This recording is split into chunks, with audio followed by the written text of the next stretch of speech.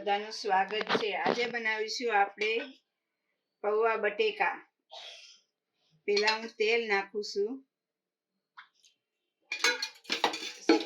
તેલ ગરમ થઈ ગયા પછી એમાં આપણે રાઈ નાખવાની છે। રાઈ નાખ્યા પછી એટલું જીરું પણ નાખવાનું છે। રાઈ બધી ફૂટી જાય પછી આપણે મીડિયમ ગેસ રાખીને જીરું નાખવાનું છે। જીરા પછી આપણે લીમડીના પાંદડા નાખવાના છે, મીઠો લીમડો, પછી આપણે અડધી ચમચી હિંગ નાખવાની છે। પછી આ મેં લસણ ને આદુ છે, લસણ ને આદુ નાખવાનું છે ખાંડીને।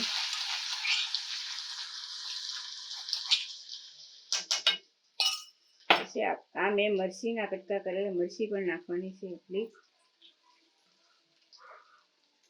પછી આપણે હળદર નાખવાની છે,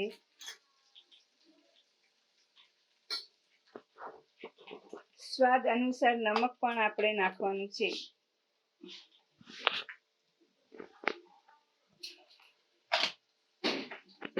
પછી એને હલાવવાનું છે। પછી આપણે 2 થી 3 મિનિટ આને ચડવા દેવાનું છે। થોડુંક લાલ મરચું પણ નાખવાનું છે કારણ કે થોડોક લાલ કલર આવે। પછી આ મેં પૌવા બટેકા બનાવવા હાટું બટેકા છે, ડુંગળી છે, ટમેટા છે અને થોડાક સિંગના દાણા પણ છે નાખેલા। અને આપણે બટેકા ચડી જાય ત્યાં સુધી 10 મિનિટ ચડવા દેવાનું છે। આમ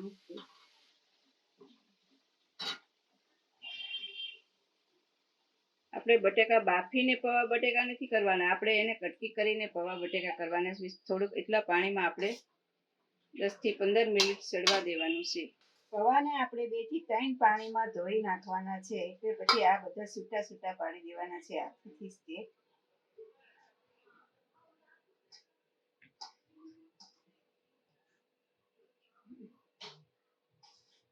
પાડીને પછી આપણે આ બધું અંદર મિક્સ કરી દેવાનું છે। બટેકા છે, ડુંગળી છે, ટમેટા છે,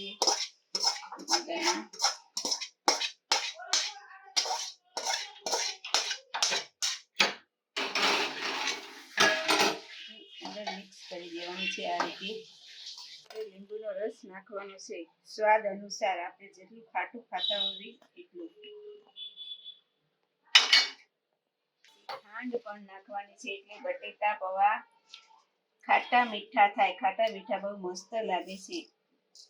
તમે પણ ઘરે ટ્રાય કરજો બનાવવાની આ રીતે।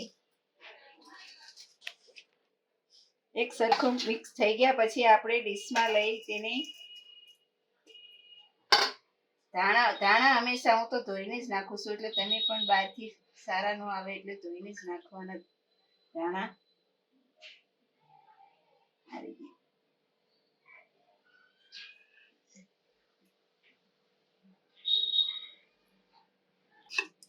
સેવ પણ નાખવાની છે,